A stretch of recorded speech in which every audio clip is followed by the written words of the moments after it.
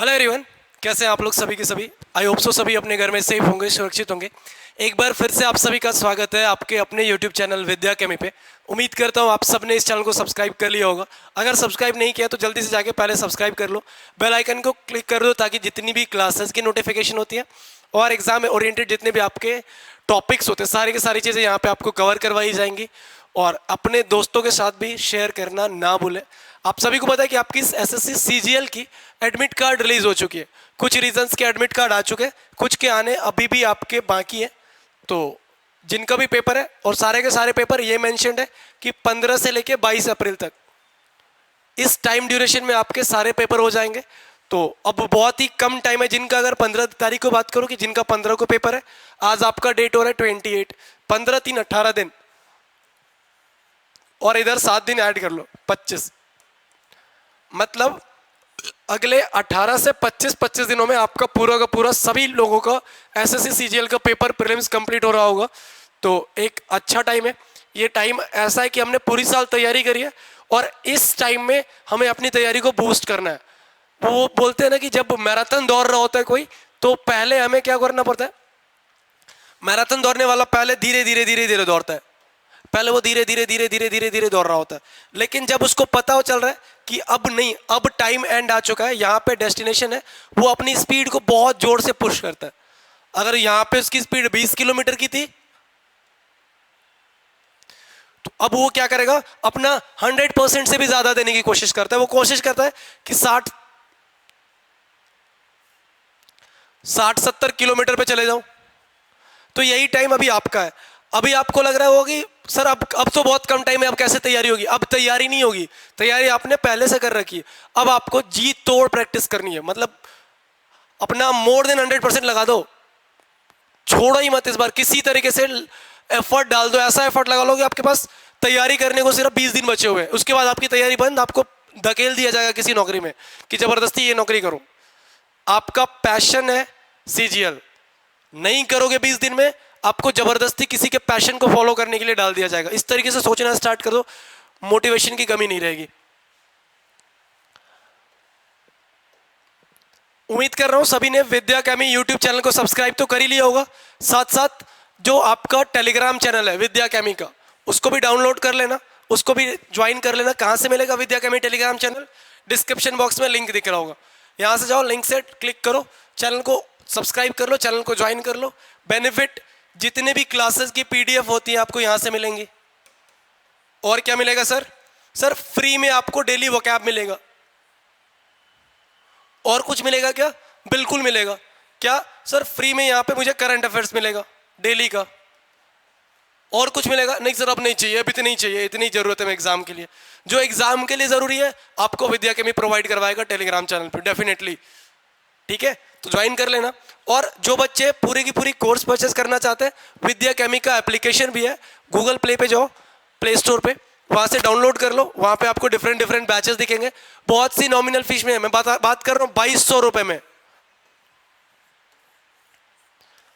अगर आप किसी ऑफलाइन ट्यूशन में पढ़ने जाते हो ना, तो एक महीने का ट्रैवलिंग अलाउंस पे कर दोगे 2200 रुपए। इतनी बात कर रहा हूं, इतने में आपको पूरा का पूरा कोर्स प्रोवाइड करवाया जा रहा है।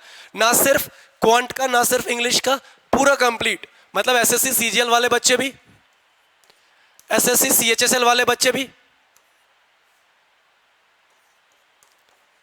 2200 रुपए में। सोच लो 2200 रुपए में आजकल क्या ही मिलता है। आप जहां पे रह रहे होगे उस रूम का रेंट नहीं पे करते हो 2200 रुपए में, इतने में आपको कोर्स मिल रहा है। ठीक है, चलिए फिलहाल स्टार्ट करते हैं अपना क्वेश्चन। आपका थर्ड शिफ्ट है,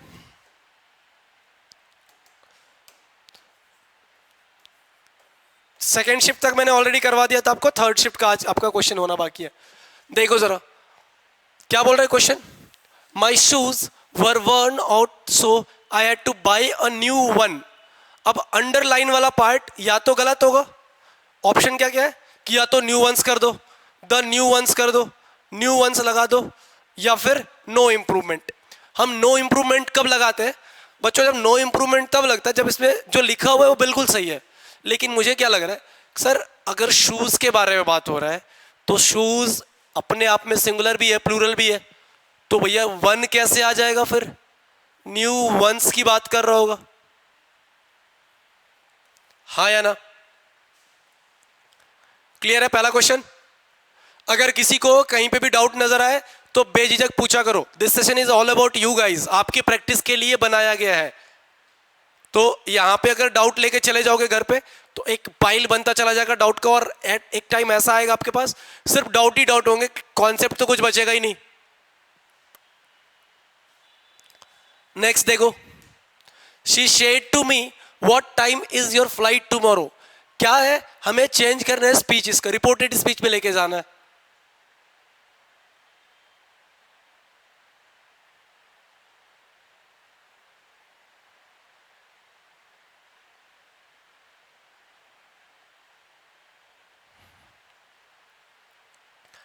बनाइए जरा.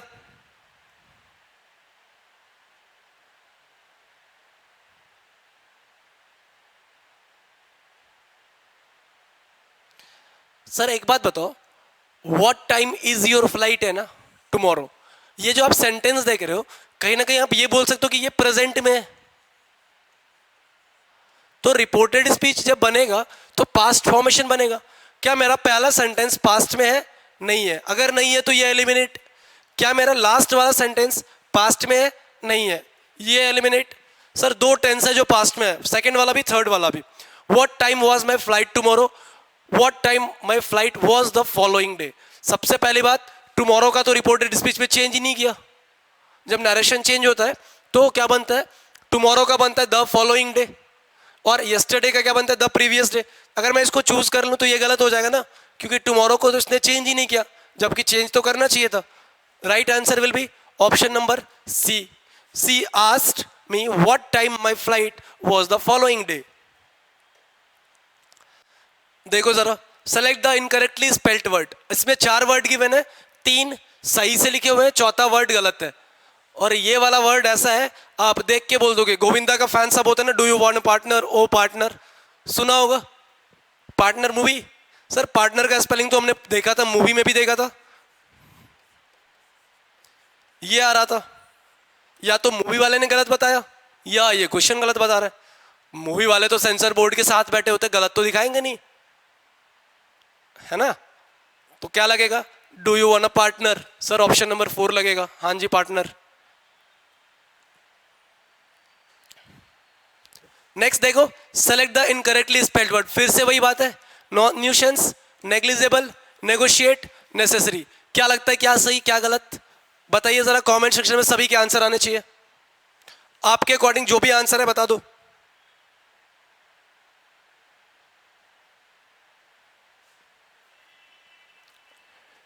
सर न्यूशंस बिल्कुल सही है, नेग्लिजिबल भी सही है, नेगोशिएट गलत है. नेगोशिएट का स्पेलिंग नेगोशिएट होता है, TIATE होता है. क्वेश्चन ने क्या बोल दिया कि सर नेगोशिएट होता है. बात जम नहीं रही है ना, और जब बात ना जमे तो टिक कर देना कि यही आंसर होगा. और एग्जाम में ना आपसे पूछने नहीं जाएगा कोई कि कैसे आंसर होगा. अगर कोई पूछे ना कि कैसे होगा, बोल देना मेरे को नहीं पता कैसे होगा, बट होगा यही, लगा लो बेट. सामने वाला सोच रहा है इसको पता है नहीं पता है, बेट लगाऊं ना लगाऊं. तो कॉन्फिडेंस ये होना चाहिए कि नेगोशिएट NEGOTIATE होता है. ठीक है. ब्लोज वंस ऑन ट्रम्पेट, अपनी तारीफें खुद करना. ब्लोज वन ऑन ट्रम्पेट मतलब अपनी तारीफ, जो लोग अपनी तारीफ खुद करते हैं उसको बोलते हैं ब्लोज ऑन ट्रम्पेट, मतलब अपनी बड़ाई करके जा रहा है.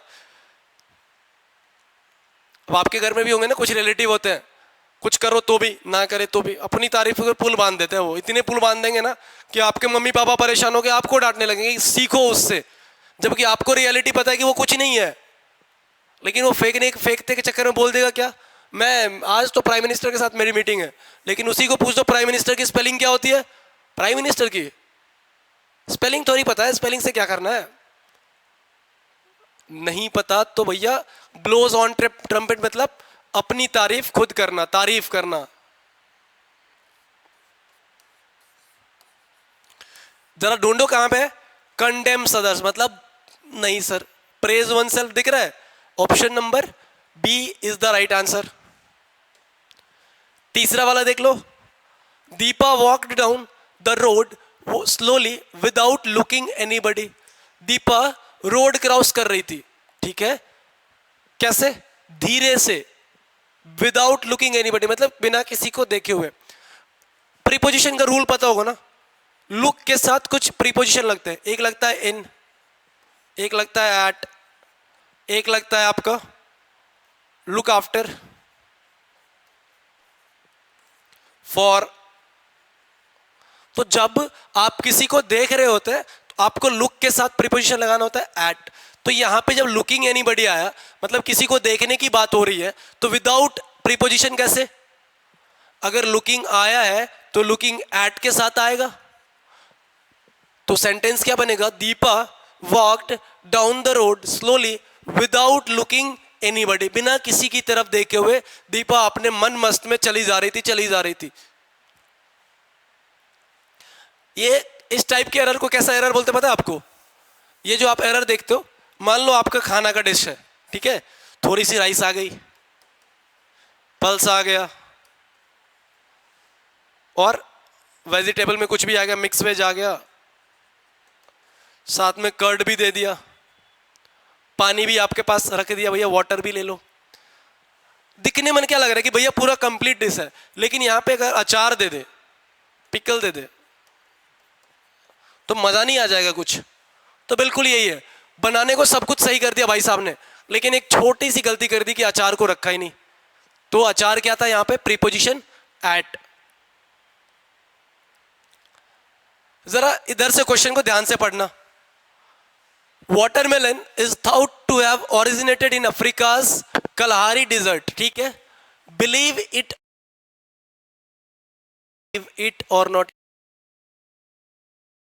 ऑप्शन नंबर डी, हम इन जनरल लाइफ में अपनी लैंग्वेजेस में यूज करते रहते हैं इसको कि भैया यकीन मानो या ना मानो, बिलीव इट और नॉट, मैंने ऐसा किया है।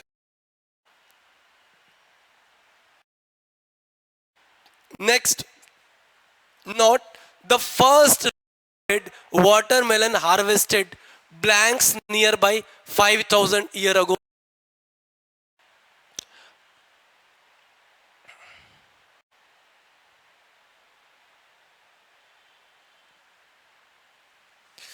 देखो, पहला वाटरमेलन कब था? कंटेंट गलत हो जाएगा, प्रोड्यूस करेगा उतने दिनों के बाद, गलत। Occurred is the right answer. तो पहला जो वाटरमेलन वहां पे मिला था, पाया गया था, वो 5000 साल पहले कहां पे? इजिप्ट में पाया गया था। And is blanks in Egyptian hieroglyphic on the walls of there. रुक जाओ, इजिप्ट एंड इज के बाद क्या लगेगा? डायरेक्टेड, जम नहीं रही ना बात, गलत है। डिस्ट्रीब्यूटेड, इजिप्ट में डिस्ट्रीब्यूट करने जाएगा ना। डिपिक्ट मतलब पाया गया, तो भैया डिपिक्टेड, ठीक है। In the hieroglyphic on the walls of there ancient building जाएगा, एल्डरली गलत हो जाता है, आउटडेटेड मतलब पुराना हो जाता है, ऑब्सोलीट नहीं जाएगा। Eight there ancient buildings the fruit was often placed, the blanks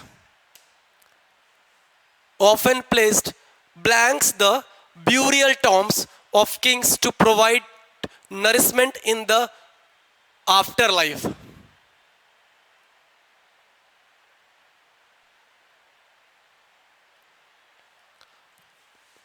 देखो, आप क्या बोल रहे हैं?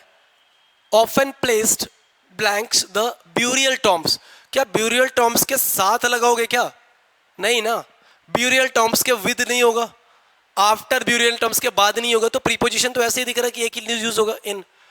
जो भी इसके ब्यूरियल टर्म्स थे उसमें वो नरिशमेंट के लिए रखा जाता था उन सबको।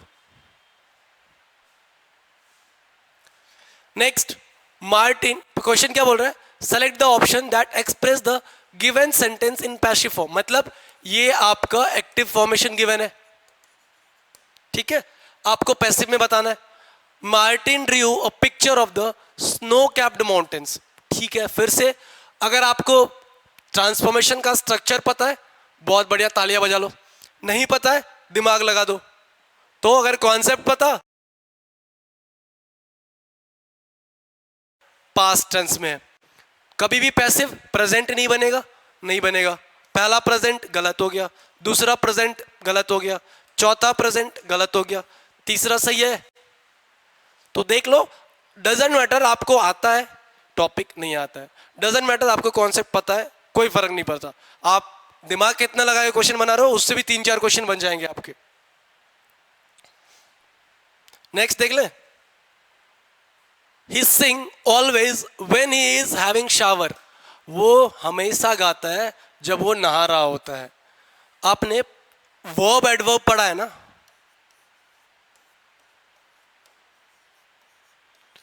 एडवर्ब क्या बताता है? एडवर्ब क्या है?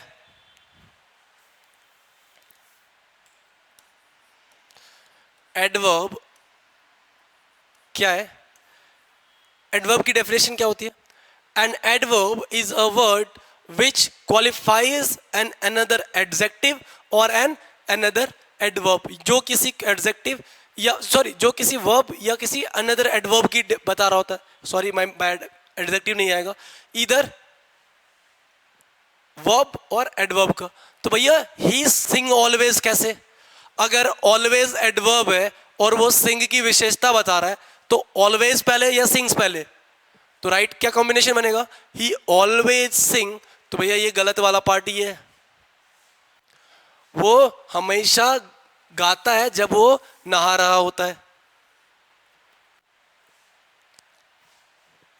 Next, select the most appropriate synonyms of the given word. Word क्या आपका? इम्प्लोर। अब देखो अगर आपको इम्प्लोर का मतलब पता होगा तो बना दोगे, क्योंकि जो 4 ऑप्शंस आपको दिख रहे हैं ना वो बड़े ही प्यारे से है। ऑनर मतलब सम्मानित करना, प्लीड मतलब किसी को प्लीज करना, कमांड मतलब किसी पे कंट्रोल करना, रिफ्यूज मतलब त्याग देना। तो इम्प्लोर मतलब क्या होता है? किसी को प्लीज करना। ठीक है, अगर इम्प्लोर मतलब प्लीज करना होता तो प्लीड मतलब भी प्लीज करना। सिनोनिम्स क्या बन जाएगा आपका? Plead,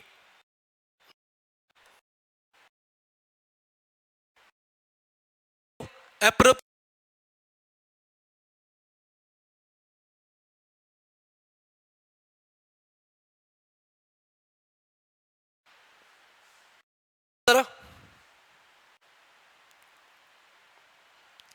right answer is option number C. क्या बनेगा क्वेश्चन नंबर 15 का आंसर? रैश। नेक्स्ट देख लो, select the most appropriate antonym words, मतलब फ्लेक्सिबल का उल्टा बताना है। फ्लेक्सिबल वर्ड कहां सुना होगा आपने? अगर आप एक स्पोर्ट्समैन हो, आपने सुना होगा स्प्रिंटर के लिए यूज होता है कि बहुत फ्लेक्सिबल है। कोई जिम्नास्ट है उसके लिए यूज होता है कि बहुत फ्लेक्सिबल है। क्यों? क्योंकि वो अपनी बॉडी को ऐसे तोड़ मरोड़ के पेस्ट कर देता ना कि लगता है मतलब इसकी बॉडी में हड्डियां हैं भी या नहीं है। यूं एक पर्सन है, आधा से मुड़ जाता है, रोप क्रॉस कर जाता है, तो क्या बोलते हैं कि हड्डियां ही नहीं है इसमें, तो फ्लेक्सिबल है पूरा का पूरा। फ्लेक्सिबल का उल्टा होता है स्टिफ। क्लियर है?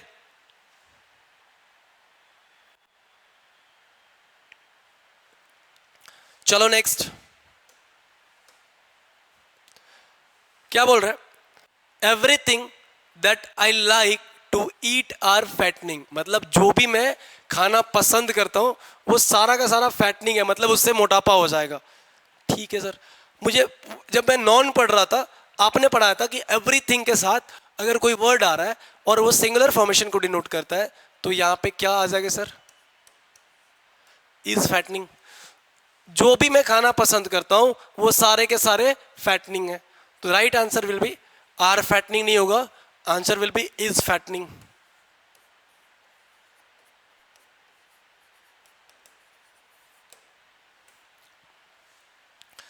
क्लियर है? देख लो next, a person very reserved in speech, मतलब क्या बोलते हैं?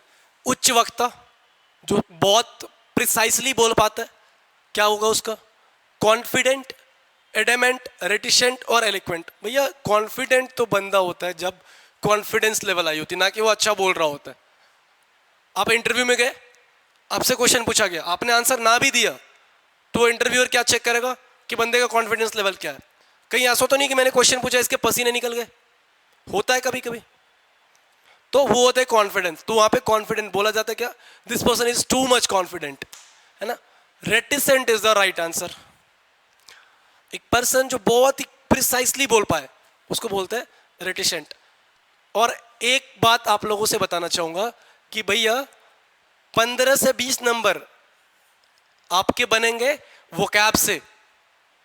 मिनिमम की बात कर रहा हूं, 15 to 20 आपके वोकैब आने हैं। तो नहीं करोगे लर्न, नहीं करोगे याद, तो फिर वही होगा कि सर एग्जाम नहीं क्लियर हुआ, और कोई उसका एक्सक्यूज नहीं है। आप इसको किसी भी तरीके से नेग्लेक्ट करके नहीं चल सकते। ये नहीं बोलोगे कि सर नहीं निकलेगा सिलेक्शन। हाँ, तो अगर आप ये बोल रहे हो कि अगर छोड़ दो वो कैब को तो क्या मेरा सिलेक्शन नहीं होगा, मेरा आंसर होगा नहीं होगा। क्यों? क्योंकि प्रीलिम्स में चलो 15-20 है, मेंस में ना इंग्लिश ना आपका रीजनिंग आएगा, ना आपका करंट अफेयर्स या जनरल अवेयरनेस आएगा, जीके आएगा। आपका इंग्लिश करना पड़ेगा, फिलर्स नहीं बनेगा, आरसी नहीं बनेगा आपसे। 15 वर्ड्स सिनोनिम्स के, 15 वर्ड्स एंटोनिम्स के, 30 नंबर ऐसे ही नहीं बनेंगे एग्जाम में। क्या करोगे? और ये ऐसे क्वेश्चन है चुटकियों में बच्चे करके निकल जाएंगे जिनको पता है। वन वर्ड सब्स्टिट्यूशन आएगा आपका, फ्रेजल वर्ड्स आएगा, कितने कर रहे हो डेली का? टारगेट सेट करो। और अगर आज आप टारगेट नहीं तो कल किसी के टारगेट के ऊपर खड़े रहोगे और किसी और का टारगेट पूरा कर रहोगे। किसी प्राइवेट कंपनी में, किसी बैंक में काम कर रहोगे जहां पे आप और किसी का टारगेट पूरा कर रहोगे। आपको बताया जाएगा कि आपका दिन का टारगेट ये है, कर लिया शाबाशी, नहीं किया गालियां सुनोगे प्राइवेट में। ठीक है, तो मेहनत कर लो। This is the right time, this is the high time when you are जज्बा जुनून सब लगा दो, झोंक दो एक साथ। नेक्स्ट है select the most appropriate meaning of the given word. अच्छा, अब देखो इडियम्स है, स्पेस। अब सर इंग्लिश तो पता ही नहीं है मेरे, मुझे इसका क्या होता है। अब अगर मैं इसका हिंदी बता दूं ना तो मुझे नहीं लगता कि एक भी लर्नर, एक सिंगल लर्नर की बात करूं कि उसका गलत हो जाएगा ये। हिंदी में आपने सुना है, मतलब लोहे के चने चबाना, लोहे के चने चबाना, क्या मतलब बनता है इसका? इसका मतलब होता है कि बहुत ज्यादा मेहनत कर देना, वर्क हार्ड। वेस्ट मनी, पैसा बर्बाद करना नहीं होगा। परफॉर्म मैजिक, जादू दिखाना नहीं sir. Give away a secret, किसी को अपना सीक्रेट बता देना। नेक्स्ट है the students went to their blanks classes after the morning assembly. जब मॉर्निंग असेंबली हुई क्लास की, क्लास स्कूल में, तो सारे बच्चे कहाँ चले गए? ब्लैंक्स क्लासेस चले गए। कौन से क्लासेस? Blanks classes. ये कौन सा क्लास होता है सर? हमने पढ़ा था पहला, दूसरा, तीसरा, 1 2 3 4 केजी, नर्सरी, प्री। तो ये कौन सा क्लास हो गया? ऑप्शन भी देखो, respective, respectable, respectful, respected. Respective मतलब होता है कि वो अपने अपने क्लास में चले गए। रिस्पेक्टेबल मतलब सम्मान योग्य।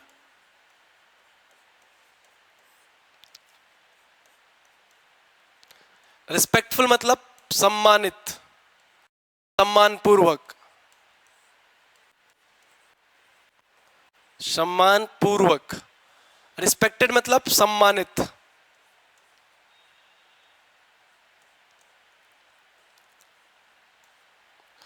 तो क्या कोई बच्चा मॉर्निंग असेंबली के बाद सम्मान योग्य क्लास में चला जाएगा, या सम्मानित क्लास में चला जाएगा, या सम्मानपूर्वक क्लास में चला जाएगा? नहीं ना, वो अपने अपने क्लास में जाएगा। तो राइट आंसर क्या बनेगा आपका?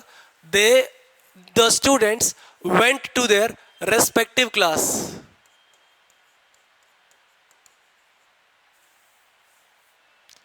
ठीक है, आ रहा होगा मजा। नेक्स्ट देख लो, a place where clothes are kept. जितने भी लड़कियां हैं ना, आंसर गलत नहीं होना चाहिए। अगर आंसर गलत हुआ ना तो रिजल्ट यहां पे जाएगा, रिजल्ट यहां पे चला जाएगा शाफ्ट में। अब कुछ लोग बोलेंगे सर कपड़े को तो हैंगर में रखते हैं। हैंगर में लटकाया जाता है, हैंगर में क्लोथ्स को हैंग किया जाता है, ना कि रखा जाता है, पुट किया जाता है। ठीक है, कॉफिन में किसको रखा जाता है? डेड बॉडी को।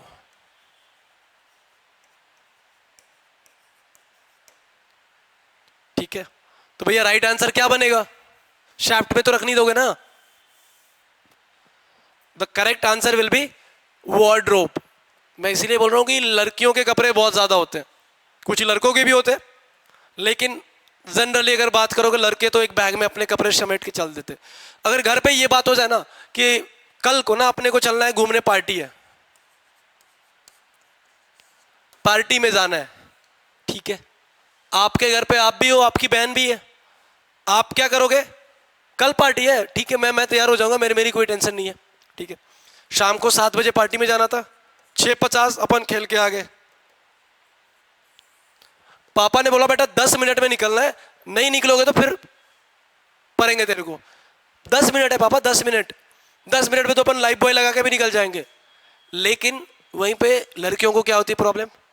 उनको ड्रेस चूज करना पड़ता है, इसलिए नहीं क्योंकि वो चूज ही है, उनका राइट भी है, हर कोई दिखना अच्छा चाहता है ना। तो इसको कोई भी ऑफेंसिव मत लेना, this is your all right, आपको जो पहनना है पहनो। एंड बहुत सही है कि लड़कियों के लिए वार्डरोब बनाया जाता है और होना चाहिए। लड़कों का क्या ही है, कहीं भी रख लो कपड़े चलेगा। घर में अगर बहन होती है ना, तो आप अगर इन जनरल अपना लाइफ देखो, आपको अपने कपड़े की फिक्र नहीं होती है, कभी नहीं होगी, और आपके कपड़ों की फिक्र आपकी सिस्टर को होगी। जेन्युइन यही है कि आपके घर में जो फीमेल मेंबर्स होती है ना, वो ज्यादा केयरिंग होती है कंपैरिजन टू आर हम लोगों के से।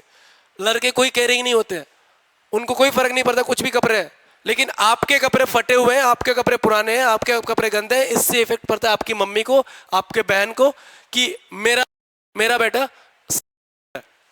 तो इसलिए नहीं कि लड़कियों को अपने कपड़े चाहिए, लड़कियों को घर वालों के भी कपड़े चाहिए, फैमिली मेंबर्स के भी कपड़े सही पसंद होने चाहिए।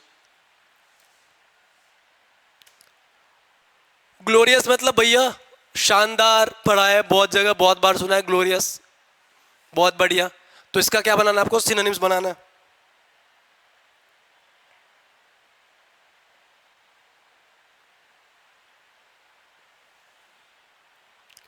जेंटल मतलब सामान्य, सीधा सीधा।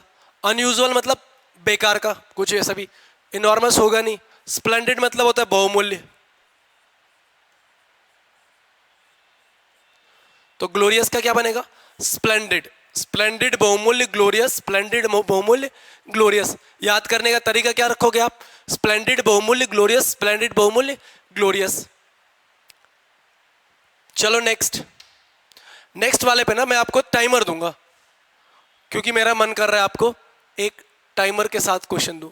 बनाना जरा और देखो कि कितने टाइम में बना रहे हो।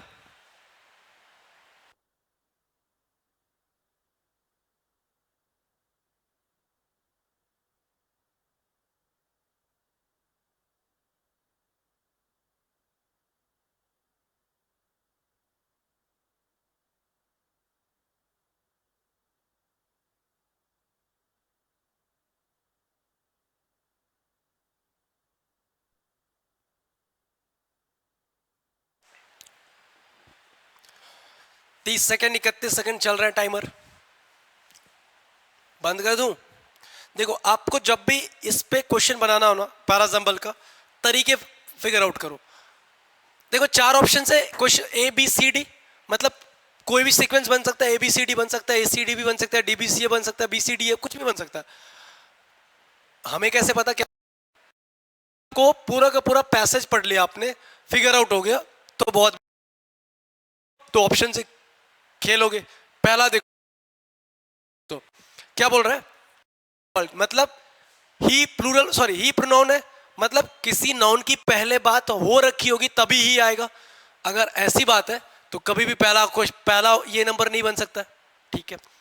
एट फर्स्ट ही, फिर से एक प्रोनाउन की बात हो रही है, ये भी नहीं बनेगा सर। Bhima was visiting, ठीक है, his fields when he spotted a rising disc shaped object। पहला सेंटेंस बन सकता है ये, क्योंकि नाउन से स्टार्ट हो रहा है। नेक्स्ट क्या बोल रहा है? बट वेन, जैसे ही बट वेन देगा कनेक्टर है, तो कोई भी सेंटेंस कभी कनेक्टर से स्टार्ट हो नहीं पाएगा ना। अगर कनेक्टर से स्टार्ट नहीं हो पाएगा मतलब ये वाला भी नहीं बनेगा। तो सीधा सीधा मुझे ये मिल गया कि जो भी मेरा आंसर होगा उसका पहला सेंटेंस क्या बनेगा? सी बनेगा। मतलब ये गलत, ये गलत। अब अगर सी के साथ देखो, अगला सेंटेंस या तो बी बनेगा या डी बनेगा, जहां पे मिल गया वही। Bhima was visiting the field, his field, when he spotted a rising disc shaped object. वहां पे एक उसको rising, उसको एक डिस्क मिला, डिस्क शेप का एक राइजिंग मिला। अब उसके बारे में क्या बोल रहे हैं, या तो आप बी लगा दो।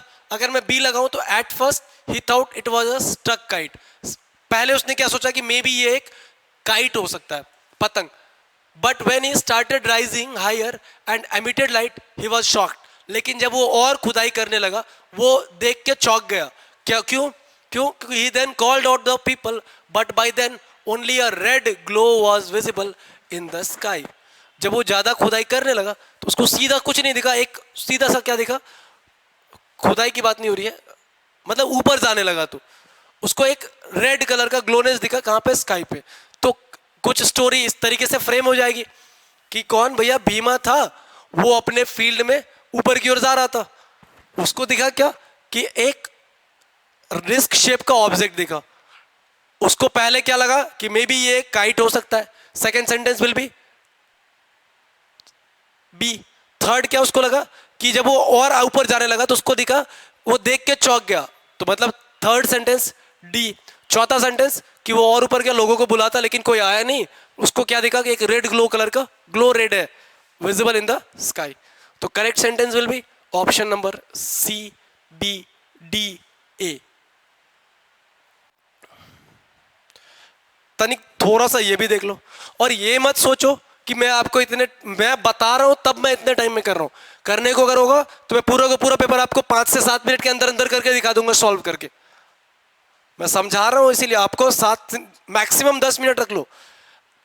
एसएससी के किसी भी एग्जाम के प्रीलिम्स की बात करोगे, English section max to max 10 minute, इससे ज्यादा का कोई भी सेक्शन नहीं होता आपका इंग्लिश का। फिर से वही बात है सर, वही पैराजम्बल एक बार ट्राई करो खुद से बनाने का। देखो, इट रिक्वायर्स की बात कर रहा है, क्या ये पहला सेंटेंस बनेगा? नहीं बनेगा sir. Truly strong personalities meet challenges of life bravely and face hardship with equanimity. Equanimity मतलब बन सकता है, ऐसा नहीं है कि नहीं ही बनेगा, यहां पे आप बना सकते हो, ठीक है। हाउएवर से स्टार्ट हो रहा है, भैया नहीं बनेगा। फिजिकल स्ट्रेंथ बन सकता है, तो सेंटेंस कुछ देखो, फिजिकल स्ट्रेंथ इज द। अब देखो जैसे मैंने ए और सी कट किया, तो मतलब ये वाला कभी नहीं बनेगा, सी तो मैंने कट कर दिया, पहला सेंटेंस में सी को बना ही नहीं सकता हूं। तो क्या क्या है, physical strength is the ability to cope with the physical challenges task. जब, ठीक है, पहला मतलब फिजिकल स्ट्रेंथ जो होती है वो फिजिकल चैलेंजेस जो भी होते हैं उसको ओवरकम करने के लिए हमारे मदद करता है, ठीक है। डी से, डी के बाद मैं क्या लगा सकता हूं, A, it requires physical endurance, नहीं। Truly strong personalities meet challenges of life bravely and face hardships with equanimity, बिल्कुल सही है सर। पहले के साथ लगेगा क्या,